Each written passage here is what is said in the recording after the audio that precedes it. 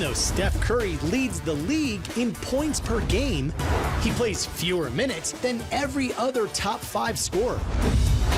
Here's an ESPN Sports Science breakdown of how Curry racks up buckets so quickly. We'll start with his handles. When he's contested behind the arc, he often uses a nasty crossover step back to create as much as 7 feet of separation in just over 1 second. And his jumper is so efficient that he typically starts the upswing of his shooting motion a split second before he actually plants his feet. It's lightning fast moves like these that help explain why Curry can stuff the stat sheet, while other elite guards like Damian Lillard and Kyle Lowry run on average more than a football field farther on offense than Curry. And when Curry does cover ground with the rock, he's deceptively quick. In fact, from a virtual standstill at the three-point line, he can drive to the rim in as little as 1.6 seconds. And with the ability to finish strong with either hand, Curry's sinking layups this season at a nearly 70% clip. That's roughly 13 percentage points higher than the league average. All told, Curry's hustle on offense gives him an average velocity of more than 5 miles per hour. That's actually faster than speedster Russell Westbrook. This season, Steph Curry made more threes than any player in NBA history. And this postseason, his play has been the story of the playoffs. Here's a breakdown of the smoothest shooter in the NBA. Dribbling at more than 10 miles per hour, Curry can stop and set his feet for a jump shot in just a third of a second. And with virtually no wasted motion, his jumper is efficient and repeatable. His forearm is always within 5 degrees of vertical, and he consistently releases the ball as he's rising 0.06 of a second before the apex of his jump. On a three-point shot, Curry typically releases the ball between 50 and 55 degrees. At just 6'3", 4 inches shorter than the NBA average. Not only does this higher trajectory help him shoot over taller defenders, it also creates a larger target at the other end of the parabola. Compared to a flatter 45-degree release, Curry's ball approaches the rim at a steeper angle, which essentially increases the area the ball could pass through the hoop by 19%. But the most incredible part of Curry's shot is his quick release. After picking up his dribble, Curry can get off a shot in as little as 0.4 of a second, about the same amount of time it takes the ball to rotate once on the way to the basket. And it's the quickest release we've ever analyzed. In fact, in the amount of time an average NBA shooter releases the ball, Curry's shot is already airborne 12 feet above the court.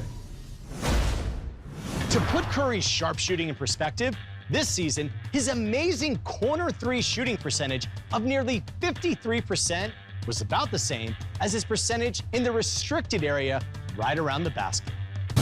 When Steph Curry shoots from 30 feet compared to shooting at the three-point arc, the lateral margin of error shrinks by about 21%. In fact, at that distance, if his release is off left or right by just 1/8 of an inch, about the thickness of a car key, he misses the center of the hoop by nearly a foot. In all else being equal, at 30 feet, Curry needs to launch the ball about 16% faster than when shooting at the arc. Now, compared to a mid-range shot, to generate more power from long range, the typical NBA player will increase knee flexion at push-off by about 25 degrees. While this increases power, it can interfere with the shooter's timing and form and actually add larger variance to the ball's launch speed. And release velocity accounts for about 65% of all shooting errors. Curry, however, regardless of where he shoots, consistently angles his legs at 115 degrees. He varies the ball's launch velocity primarily by using power he generates through his forearm and wrist, which flicks at about 3,000 degrees per second. This allows him to keep his long-distance release compact and repeatable. In fact, our analysis reveals that on threes he's made from 30-plus feet this season, his release time has varied by less than 0.03 of a second. When Steph Curry shoots from the hallway tunnel at Oracle Arena, we estimate he stands about 52 feet from the hoop. That's even farther than a shot from half court. But unlike a half-court heave, Curry can't rely on the backboard to bank in his shot. In fact, from that distance, the isolated hoop looks about as small as your thumb does when you stretch out your arm. And from inside the hallway, which is roughly 40% as wide as the free throw lane, Curry is flanked by the stands. This can put a fervent Dub Nation as close as 4 feet away. Now, compared to average shooters, elite shooters like Curry have been shown to fixate on the basket about 47% longer prior to their release. This could be one reason why Curry seems unruffled by distractions in his peripheral field of vision. In fact, this season, when a defender was 2 to 4 feet away from him, he still shot nearly 50%.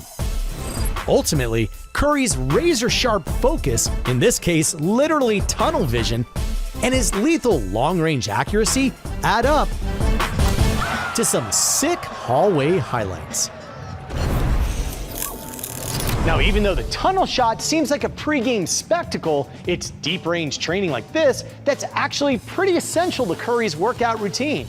During the regular season, he managed to knock down 4 shots from 40-plus feet. To put that in perspective, 24 teams didn't even have more than one.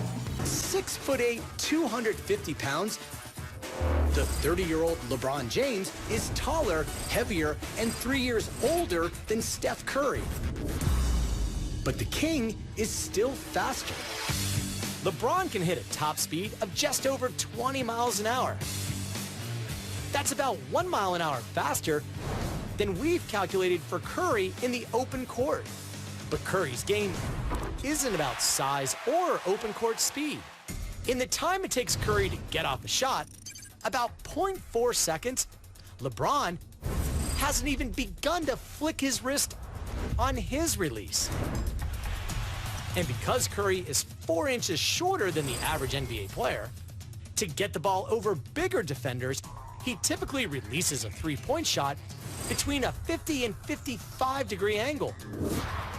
Compared to a flatter 45 degree release, Curry's ball approaches the rim at a steeper trajectory, which essentially increases the area the ball can pass through the hoop by about 19%. This advantageous trajectory is one reason why last regular season, Curry led all qualified players in pull-up three-point percentage. And when he puts the ball on the floor, Curry can complete a crossover in just 1/4 of a second. That's on par with some of the quickest crossovers we've ever analyzed, and about 10% faster than LeBron's. But one area where Curry can't compare to LeBron is in the air. With a vert of roughly 40 inches, LeBron has a max touch of more than 12 feet. That gives him a range about 36% greater than Curry's. Now, even though Steph Curry is hitting threes with ridiculous efficiency, he better keep his eye on LeBron. In fact, so far this season, when LeBron is the closest defender, a shooter's long-range efficiency is diminished by more than 30%. For ESPN Sports Science, I'm John Brinkus.